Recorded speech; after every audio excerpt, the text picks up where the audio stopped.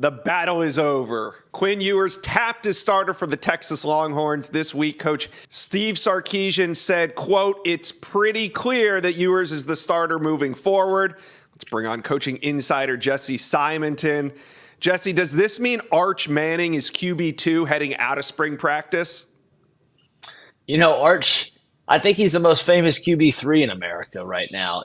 Steve Sarkisian made it clear that the competition was open when the spring started at Texas, but that was just kind of, nominal coach speak, that all jobs were open. And it was an opportunity for Arch to battle with Quinn Ewers, but also to battle with a guy like Malik Murphy. And right now, it's Malik Murphy that's running clear number 2 for the Longhorns. What he did in their spring game, he arguably was more impressive than Quinn Ewers. And so you could make a case for some, hey, why isn't Malik Murphy still competing with Quinn for the job?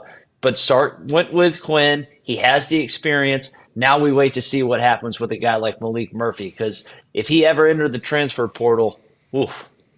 Yeah, we're going to get to that in a minute. But first, tell me, how close is the gap between Malik Murphy and Quinn Ewers? Do you think we're going to revisit this battle in fall camp, or is it a done deal moving into at least week 1 of the season? I think Sark made it clear that Quinn is the guy. He has seen growth and development there. We can laugh, we can scoff at it, but the fact that Quinn got rid of the mullet, he seems more committed, apparently on and off the field. And that's just, that's coming from the head coach himself. Sark says he's seen that growth. He's seen that maturity. So the fact that he also has, a half a season or so of experience, he flashed, in that game against Alabama. I think the fact that he has that hand injury a year ago, so some of those accuracy concerns, I think, have kind of dissipated this spring once he is now fully healthy. So he's QB1. But that doesn't mean there's not an opportunity for Malik Murphy to maybe play at Texas in 2023.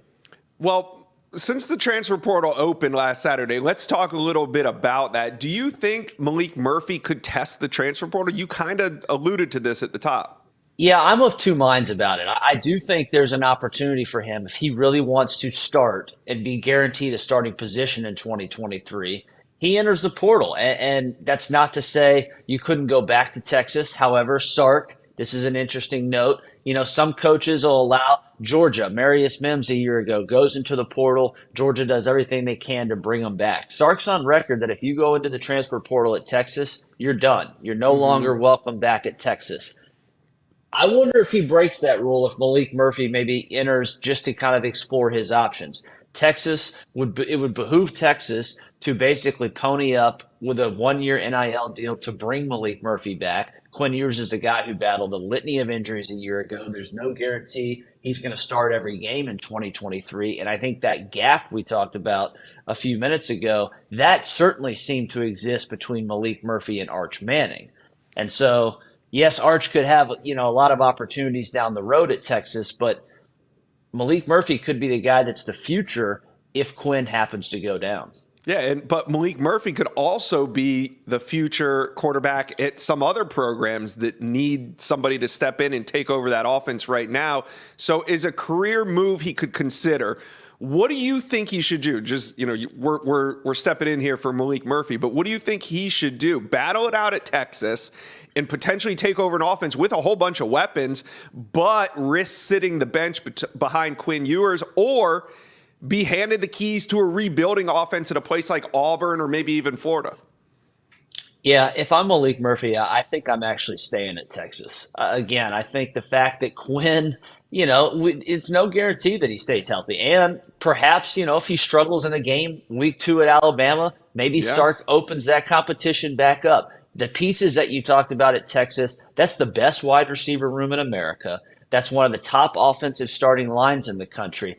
If you go to a place like Auburn, O-line has been rebuilt. Hugh's done a great job there, but there is no receiving talent, and so everything would be on Malik Murphy's shoulders. I think the situation at Florida is even more dire. That offensive line has been hemorrhaged by the transfer portal. Multiple starters now at USC. You lose some other depth pieces at Colorado, Arkansas. And so the receiver talent, Ricky Pearsall is your best guy. And that's just a little slot receiver. So if I'm Malik Murphy, I'm hanging out. I'm getting a bag. I'm going to make it clear to Texas it's going to cost something. And I think that's totally fair. I think it's a win-win for both sides. You get to continue to develop under a Steve Sarkisian who has, groomed guys like Tua and Mac Jones. And you have the opportunity, if Quinn either falters or gets hurt, to be the guy for a potential Big 12 championship team. All right, Jesse. Well, there are teams out there that need quarterbacks, and there's a lot of number 2 quarterbacks out there that might test the transfer portal. So thanks for checking in with us on Coach's Corner. We'll continue to follow these quarterbacks as the spring goes on. Thank you for watching. Make sure you smash that subscribe button for me. And remember to check out all the videos on the On3 YouTube page.